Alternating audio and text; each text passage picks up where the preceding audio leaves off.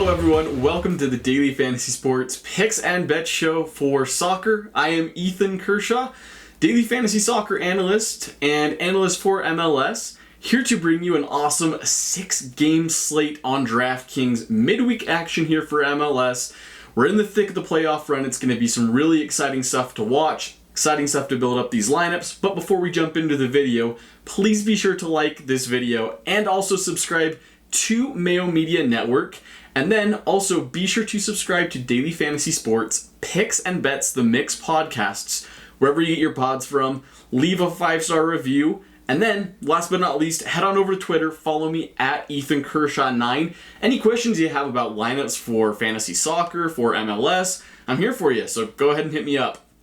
Alright, that being said, let's go ahead and jump on into the lineups that we're going to be looking at today, and the players. We're going to be starting up at the top with the forwards. Keep in mind, like I said, we're in the thick of the playoff run, so teams are going to be battling for playoff position.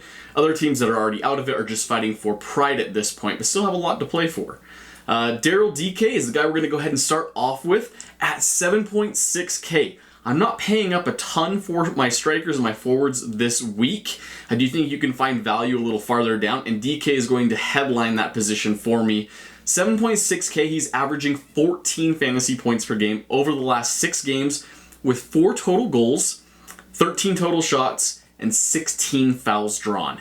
He's been a guy who's been very consistent, a little bit goal dependent. I do think he's got a really good chance to get a goal in this one. And he's been playing 90 minutes lately, which is something you love to see from your strikers. I think this game against Columbus is going to be pretty competitive for Orlando, and so I think they're going to have to rely on DK quite a bit. So at a 7.6K price, I really like him in your lineups. The next guy I really like is at 7.3K. It's going to be Patrick Klimala for the New York Red Bulls. Say all you want about this guy, and I understand it's kind of the same sort of thing where he's been really goal dependent and goal, I guess you could say, needy. But he's averaging 11.5 fantasy points per game over the last 4 games, while totaling 17 shots and 10 crosses over that span. Another guy very similar to DK, where he's been pretty consistent, but he needs that goal to return value. And, in this game, they've got a pretty decent matchup against DC United. DC United have been known to allow a lot of goals this year. And so I think Klimala's got a really good chance to score here, and he's pretty cheap, 7.3K. Really a guy you can fit into your lineups to pay up elsewhere at like a midfield position, where we're going to go ahead and head on over to now with Hani Mukhtar at 11K. I know it's a huge price, and it's a lot for a guy, just one guy in Hani Mukhtar, but I think he's going to be well worth it this week. Nashville are going to be playing a game against Cincinnati this week. Cincinnati are bottom of the table, bottom of the league. They allow the most goals in MLS, and I think Mukhtar is going to be the biggest benefactor in this one. He's playing up top at a striker position lately, and he's got 4 goals over the last 5 games with 16 total shots and 32 total crosses. There have been a couple games lately where he's been kind of a boom or bust player, but the fact that he's been playing at striker position, they're going to be playing against Cincinnati. I think this just all lines up for a smash game for Nashville, or I guess you'd call him Smashville in this scenario. And I think that Hani Mukhtar is going to be the guy who's going to get the goals. Really could be CJ Sapong as well, who is a little bit cheaper at a striker position, but Hani Mukhtar is my favorite guy for Nashville at 11K. He's a little expensive pay up. I think it's going to be worth it this week. I kind of tiered out my midfield players and positions, and so looking at a little bit cheaper, we're going to jump down to 8.5K for Lucas Zelarayan for the Columbus Crew. He's averaging almost 20 fantasy points per game over the last 4 games with a total of 42 crosses. That's something you really love to see from a midfielder at a relatively cheap price at 8.5K. He's going to be on set pieces, he's going to be on penalties if they do happen to pop up, and he's going to be involved in the team's corners. Really going to be the focal piece for this team going forward, as he has been every game for the Columbus Crew. And Orlando is not a team that is extremely disciplined defensively, and so I think that Zelarayan's got a good chance to score a goal, get an assist, and you know that those crosses are always going to be there, which is very important for a midfielder. So I love Zelarayan at 8.5K. Christian Cáceres is going to be the next guy on the docket at 7.4K. This guy might draw a little bit of criticism in this video just because He doesn't really fill up the stat sheet in any one particular stat, but he has been extremely effective lately playing for New York Red Bulls at the right mid or right wing position where he has been as of late, averaging 16.5 fantasy points per game over the last 4 games with 2 goals and 3 assists. He's been very consistent and had a really nice floor and a pretty good volume. Like I said, not one specific stat where he really blows you away, but DC United have allowed as many goals as Austin FC, who are at the bottom of the Western standings. And so, that really allows a lot of opportunity for Christian Cáceres at a right mid, right wing position to score or get an assist here. So I really like him at 7.4K.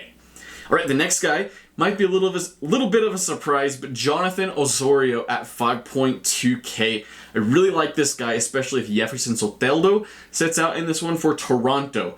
Soteldo has been on a bunch of set pieces for the team, but it's looking more and more likely that Soteldo does not play in this game. So keep an eye out for those lineups when they do drop. If Osorio is in the starting lineup anywhere, position-wise, for Toronto, I really like him at 5.2K. It's a pretty cheap price. And if you look at the last game he played where he filled in for Soteldo, he had 5 shots assisted and 7 crosses in a total of 90 minutes played. At this price, it's a really good option to go ahead and just stick him into your lineup.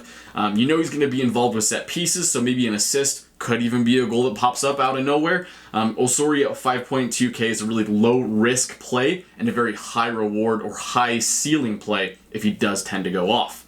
Let's go ahead and now look at the defender position. Miguel Navarro at 4.2K is my favorite defender on this slate. There are a lot of other guys higher up that are a little more expensive that you definitely can pay up for, but looking at really the boom-bust ratio game-wise for these defenders and these right wing backs, left wing backs, I think Miguel Navarro has the best return for value at 4.2K. He's averaging 9 fantasy points per game over the last 4 games, with an assist and 15 total crosses. As I'm sure all know, that's something you really need to see out of your defender is crosses if you're going to be paying up a little bit. The fact that he's at 4.2K and he does have that consistency of crosses, I really, really like him. Get him into your lineups. Now, if you're looking for just kind of a pump play at defender, we all do this. We all go through, fill up our lineups, get the guys we want, and then at the end of the lineup, we're stuck looking for a defender that just kind of is really cheap, able to punt, and I think the guy in this spot is going to be Andres Reyes at 2.7K for New York Red Bulls.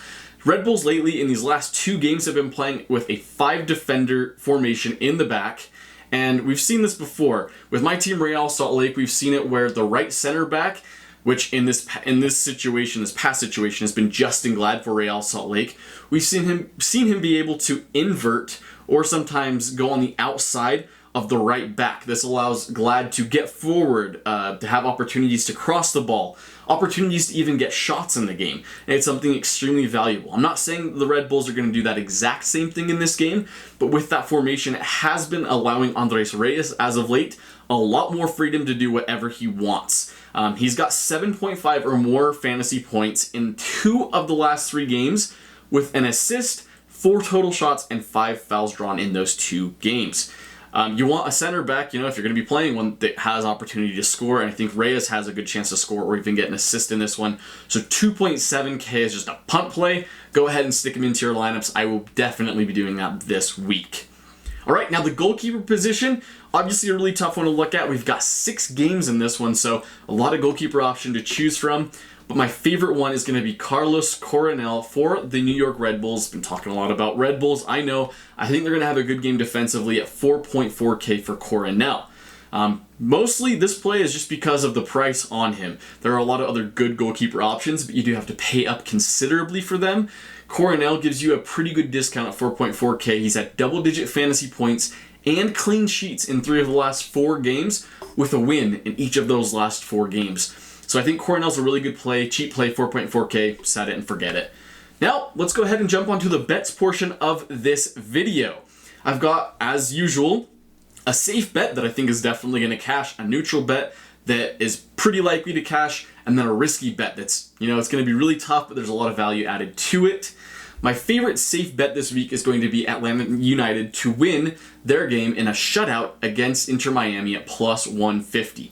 Not fantastic odds, but you do get at least something back for it, and Atlanta has shut out their opponents in 2 of their last 4 games. Inter Miami on the other end, while scoring 8 games in the last 2 games, they did play against some bad teams in those games. And in the 4 games prior to that, they were shut out in all of those games. And so I think Atlanta's got a really good chance to shut them out. You know that they're still fighting for a playoff position at this point, and so Atlanta's going to come out with a lot to gain in this game. Atlanta at home, I really like the plus 150 to shut out Inter Miami. All right, now the neutral one that we're going to be kind of looking at is going to be Nashville to win their game in a shutout against Cincinnati at plus 215. I think this is fantastic odds value at plus 215. Nashville only 2 goals allowed with 2 shutouts in the last 4 games. So the shutout ability is definitely there. And Cincinnati have been shut out in 2 of their last 5 games. They have not looked good. I understand that this game is in Cincinnati, but Nashville is right in the thick of it. They're fighting for playoff positioning. It looks like they'll probably get in, but positioning is going to be very important. And so I think that they'll take this game seriously and have a great chance to win. I like the shutout at plus 215.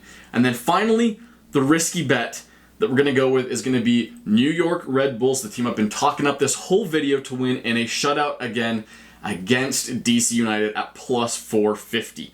This is obviously a tough one because, DC United have guys that can definitely score. But I think Yordi Reyna is not going to be playing in this game, and so that does give better odds for the Red Bulls to get a shutout in this one. New York Red Bulls have shut out their opponents in 3 of the last 4 games with a 1-0 scoreline in those 3 games, and DC has been shut out in 2 of their last 3. So I think that there's fantastic odds in this one for the Red Bulls to win this game in a shutout, plus 450. It's risky, but it's got a really, really good payout. So go ahead and place that bet.